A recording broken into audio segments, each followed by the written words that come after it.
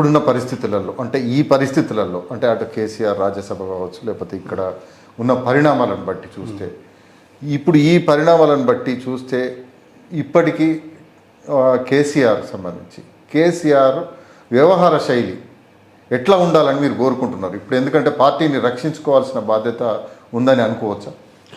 కానీ మేము కేసీఆర్ని మొదటి నుంచే గమనిస్తున్నాం. చాలామందికి తెలియని విషయాలు ఏంటంటే ఆయన ఉద్యమం ఇప్పుడు కూడా బయటకు వచ్చేవాడు కాదు, మీటింగ్లకు తిరిగేవాడు తప్ప ఇంట్లో వచ్చి బయటకు వెళ్ళేవాడు కాదు. ఒక్కొక్కసారి ఎమ్మెల్యేలు కానీ జడ్పీటీసీలు కానీ కలవడానికి వస్తే కూడా, అంటే ఆయన పార్టీలు కలవడానికి వస్తే కూడా మేడ నుంచి కిందికి దిగేవాడు కాదు, ఎప్పుడో 2 గంటలకు 3 గంటలకు దిగేవాడు. అది కంటిన్యూ అయింది, అధికారం వచ్చింది. అంటే అప్పుడు తెలంగాణ విషయం అనేది ఏంటంటే అందరికీ సంబంధించింది. ఆయన ప్రమేయం లేకుండా కూడా ఉద్యమాలు జరిగినాయి. ఆయన ప్రమేయం లేదు కానీ జనం ఉద్యమాలు చేశారు. అందువల్ల ఏంటంటే ఆయనకు రాజకీయంగా ఒక పార్టీ పెట్టుకున్నాడు కాబట్టి క్రెడిట్ ఆయనకు వచ్చింది, పార్టీ అధికారంలోకి వచ్చింది. అట్లనే ప్రభుత్వంలోకి వచ్చిన తర్వాత కూడా అదే యాటిట్యూడ్ తోటి ఉండటం వల్ల ఇప్పుడు ఒక విషయం, అందువల్ల ఏమవుతుంది, జనానికి దూరం అయిపోయాడు. ఇది ఉద్యమం కాదు కదా, ఇది ఒక ప్రభుత్వం. ఉద్యమం అయితేనేమో ప్రజలకి సంబంధించింది, ప్రభుత్వం కూడా ప్రజలకు సంబంధించిన, కానీ ప్రజలకి నీకు చాలా డిస్టెన్స్ ఉంది. ఇప్పుడు మీరు వైఎస్ను కానీ లేకపోతే మీరు చంద్రబాబు నాయుడు కానీ ఈవెన్ ఎన్టీ రామారావుని కూడా తీసుకోండి, ఈవెన్ విజయభాస్కర్ రెడ్డి తీసుకోండి, వాళ్ళందరూ కూడా మీరు పోయినా నేను పోయినా జనరల్గా మార్నింగ్ అవర్స్లో కలిసేవాళ్ళు. నేను చాలాసార్లు కలిసిన వైఎస్ రాజశేఖర్ రెడ్డి, మేము కలిసాం, ఎన్టీ రామారావుని కలిసాం, స్టూడెంట్గా రిప్రజెంటేషన్ చేసాం. ఇప్పుడు నువ్వు కనీసం ఎవరికి అందుబాటులో, మినిస్టర్లకు అందుబాటులో లేని పరిస్థితి.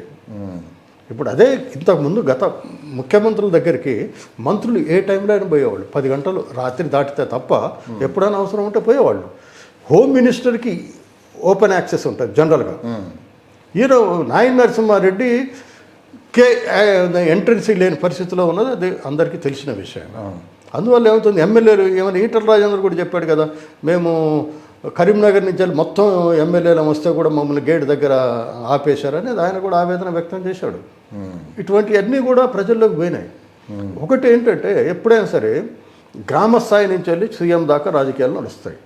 ఇప్పుడు విలేజ్ లోపల ఒక సర్పంచ్ ఉన్నాడు అనుకోండి, విలేజ్ లోపల సర్పంచ్కి కాక మనం విలువ ఇవ్వలేదు అనుకోండి, వార్డు మెంబర్కి కూడా విలువ ఉండదు, అస్సలు ఉండదు. ఇప్పుడు మనం ఎంపీపీకి విలువ ఇవ్వలేదు అనుకోండి, గ్రామ సర్పంచులకు కూడా విలువ ఉండదు. అట్లనే ఎమ్మెల్యేకి కాక నువ్వు విలువ ఇవ్వలేదంటే నీకు కూడా అదే గతి పడుతుంది కదా. నీకు విలువ ఇవ్వగలంటే ఎమ్మెల్యేలకు బాధ్యత, విలువ ఉండాలి. ఆ విలువ లేకపోవడం అదొకటి మార్చుకోవాలంటారు మీరు, చాలా మార్చుకోవాలి. ఇదివరకులాగా నేను ఉంటానంటే మాత్రం మళ్ళీ అధికారంలో రావడం కూడా కష్టమే. ఎందుకంటే ఇప్పుడు చూడండి, ఈయన బీఆర్ఎస్ పెట్టాడు, బీఆర్ఎస్ పెట్టినాక ఏమైంది, ఎవరెవరు వచ్చారు, మన కర్ణాటక నుంచి వెళ్ళి కుమారస్వామి వచ్చాడు, ఈజీగా వెళ్ళిపోయారు. ఏది మన ఒరిస్సా నుంచి వచ్చారు, వాళ్ళు వెళ్ళిపోయారు. మహారాష్ట్ర నుంచి అయితే మరీ ఘోరం అండి. ఒక ఓటర్, నేను మహారాష్ట్ర అంటే డైరెక్ట్గా సీఎం దగ్గరికి తీసుకుపోయారు, ఒక సర్పంచ్ని తీసుకుపోయారు. అంటే మన దగ్గర మినిస్టర్కి లేని విలువ మహారాష్ట్రలో ఒక ఓటర్కి ఉంది. ఇవన్నీ కూడా ప్రజల్లోకి పోతాయి కదా. అది అందువల్ల ఆయన చాలా వరకు మార్చుకోకుండా నేను ఇదివరకులాగానే మళ్ళీ ఇట్లనే ఉంటుంటే మాత్రం ప్రజలతోటి కనెక్టివిటీ అంత రాకపోవచ్చు. అంటే ఇప్పుడు పెంచుకోవాల్సిందే, అంటే వాళ్ళని గెలవాల్సిందే, ప్రజల్లోకి గెలవాల్సిందే. అంటే ఇట్లనే వదిలేస్తే పార్టీ ఉండే అవకాశాలు ఉంటాయి. పార్టీ ఉంటుంది. ఎట్లా ఉంటుంది అంటే బీజేపీ ఏదైతే వేకెంట్ స్పేస్ ఉందో ఆ స్పేస్లోకి బీజేపీ వస్తుంది. BJP, BRS and Congress already వచ్చేసినట్టు కదా, వచ్చేసినట్టు. అయితే అంటే ఎంపీ అంటేనేమో ఒక రకంగా మోడీ ప్రభావంతో అనొచ్చు. రేపు ఎమ్మెల్యే ఎలక్షన్లు అనేది కొంచెం లోకలైజ్డ్గా ఉంటుంది, అంత మోడీ ప్రభావం అంత ఉండకపోవచ్చు. మోడీ ప్రభావం కూడా క్రమంగా తగ్గుతుంది కాబట్టి ఇంకా తగ్గే అవకాశం ఉండొచ్చు. అయితే ఇక్కడ మోడీ ప్రభావం ఎమ్మెల్యే ఎలక్షన్లో అంత తీవ్రత ఉండకపోవచ్చు. ఇప్పుడు మీరు కూడా చూడండి, 8 మంది ఎమ్మెల్యేలలో కనీసం 4 బీజేపీ వాళ్ళు కాదు, వాస్తవానికి కాంగ్రెస్ వాళ్ళు. ఇక్కడ టికెట్ దొరకకుండా రకరకాలుగా ఉన్నారు వాళ్ళు. రేపు దాంట్లో ఉంటారని కూడా మనం చెప్పలేము. రేపు ఇవన్నీ కూడా అడ్జస్ట్మెంట్లు. ఇవాళ రేపు ఏంటంటే జనం కూడా పట్టించుకోవట్లే. ఎలక్షన్లు ఎప్పుడు చూస్తుంటున్నారు తప్ప ఇవాళ మారిపోయింది కాబట్టి మన ఎమ్మెల్యేని నిలదీద్దామనే ఆలోచన. ఎందుకంటే ఎవరి పనులు వాళ్ళు ఇవాళ పని చేస్తే తప్ప మనం గడిచేటట్లే, అంటే కుటుంబం గడిచే పరిస్థితులు లేవు. అందువల్ల ఇటువంటి పరిస్థితులు వస్తున్నాయి. అందువల్ల మొన్న గెలిచిన వాళ్ళందరూ కూడా బీజేపీ వాళ్ళు అనడానికి అయితే లేదు. అంటే బీఆర్ఎస్ మనుగడ అయితే ఉంటుంది అనుకోవచ్చు. ఉంటుంది. ఒకవేళ ఈయన ఇదే వ్యవహార శైలి ఉండి బీజేపీ ఇట్లనే ముందుకు వస్తే ఇప్పుడు ఏమవుతుంది, ఈయన వ్యవహార శైలి ఉన్నప్పుడు బీజేపీలోకి పోతారు. బీజేపీలో పోయినప్పుడు ఏమవుతుంది, ఇప్పుడు మనకు మీరు పక్కన కర్ణాటక ఉన్నది.